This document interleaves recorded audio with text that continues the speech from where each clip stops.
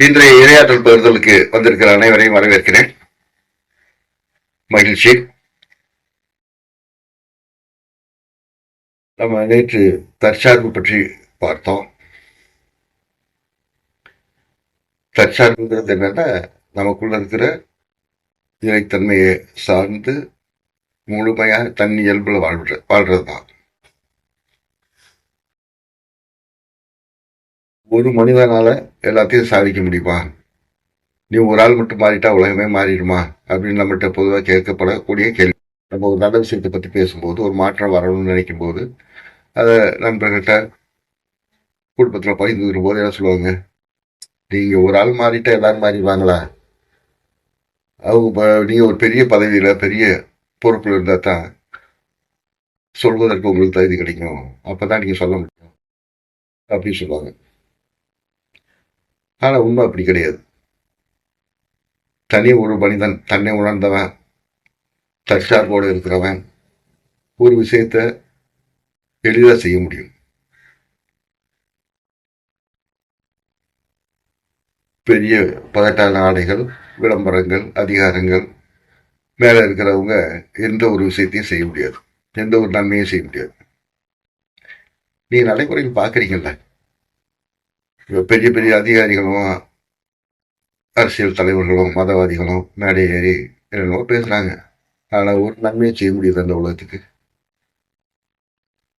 ஒரு போரை நிறுத்த முடியுதா? ஒரு அன்பான வார்த்தைகள் தனக்கு கிடைக்குமா அவங்களுக்கு? எல்லாமே கூட்டத்தோட கும்மி அடிக்கிறாங்க, அவ்வளவுதான்.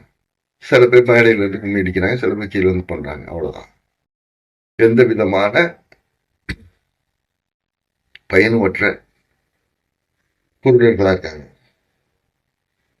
ஆனா ஒவ்வொரு தனி மனிதனும் தன்னை உணர்ந்தவன், தன்னில் இருக்கக்கூடிய இரையாற்றல் உணர்ந்தவன், இதே இரையாற்றல் தான் எல்லா இடத்துலயும் இருக்கு அப்படிங்கிறத உணர்ந்தவன், எல்லா மனிதர்களோடையும் எல்லா உயிர்கள்ட்டையும் இந்த உயிர்ச்சூழல்லையும் தான் தான் இருக்கோம் அப்படிங்கிறத உணர்ந்தவன் எல்லா மாற்றத்தையும் செய்ய முடியும். எல்லா நன்மைகளையும் செய்ய முடியும். இது அனுபவத்துல பெறும்போதுதான் உங்களுக்கு அதனுடைய பெருமை தெரியும். நிச்சயமா உங்களால முடியும். ஏன்னா உங்களுக்கு தேடல் இருக்கு. உங்களுக்குள்ள இருக்கிற ஆற்றலை, உங்களுடைய உண்மையான தன்மையை நீங்க தேடுறீங்க. உண்மையை உணர்ந்தவன், சுதந்திரமானவன், விடுதலை பெற்றவன் தான் வாழ்றதுக்கு தகுதி இருந்தவன். மற்றவங்க எல்லாம் இருக்காங்க, அவ்வளவுதான். அவங்க மற்றவங்களுக்கும் சுமையா இருக்காங்க, தனக்கும் சுமையா இருக்காங்க. அந்த விரக்தியில அவங்க ஏதாவது புலம்பிட்டு இருக்காங்க, தற்கொலை பண்ணிக்கிறாங்க, கொலை பண்றாங்க, அவ்வளவுதான். அது தவிர அந்த தலைவர்களால எதுவுமே பண்ண முடியாது. கூடுவாங்க, கூட்டம் கூடும், அலங்கார ஆடை காமிப்பாங்க, பெரிய பெரிய பேச்சு பேசுவானுங்க. ஆனா ஏதாவது ஒன்று பண்ண முடியுதா? அவங்களால கெடுதியை தவிர நன்மை செய்ய முடியுதா? ஒரு தன்னை உணர்ந்த மனிதன் தனக்கு பிறருக்கு நிச்சயமா நன்மை செய்ய முடியும். அதுக்கு எது வேணும்? ஆசி வேணும். நம்முடைய முன்னோர்களுடைய ஆசி வேணும். முன்னோட தமிழ் சான்றோர்களுடைய அறிவர்களோட, உலகம் முழுவதும் இருக்கக்கூடிய சித்தர்களுடைய ஆசி வேணும். அந்த ஆசியை பெற்றவர் மட்டும்தான் சித்துக்களை பெற முடியும், சித்துக்களை வெளிப்படுத்த முடியும்.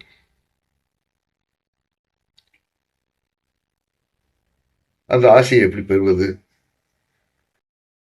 நம்ம நம்ம முழுமையை எப்படி வெளிப்படுத்திக்கிறது? நாமும் மகிழ்ச்சியா வாழணும், அதே மாதிரி மற்றவங்களோட மகிழ்ச்சியா வாழணும். அதுக்கு என்ன செய்யறது? கவனிங்க, சிந்திங்க. உங்களுக்குள்ள இருக்கிற அந்த மையத்தை கவனிங்க.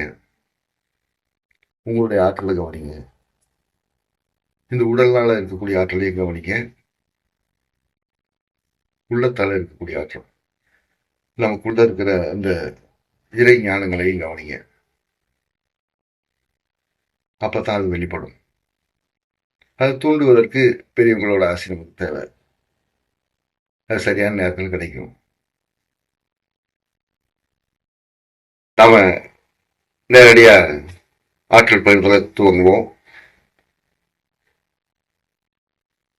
மென்மையா தளர்வு அமர்ந்து கல்வோம். மனம் அமைதியா வாங்கிக்கிற கொடுக்கிற தன்மையில இருக்கட்டும். துவங்குவோம்.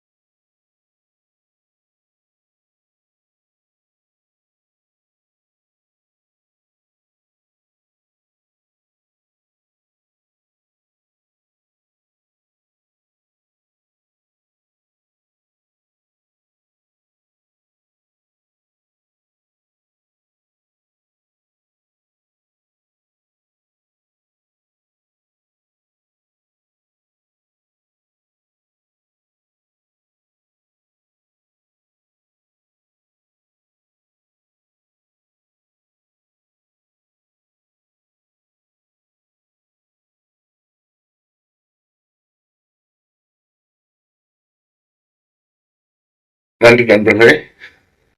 நல்லது நண்பர்களே. மகிழ்ச்சி. இன்றைய இரையாற்றல் பகுதிகளில் கலந்து கொண்ட அனைவருக்கும் நன்றி. நாளை சந்திப்போம்.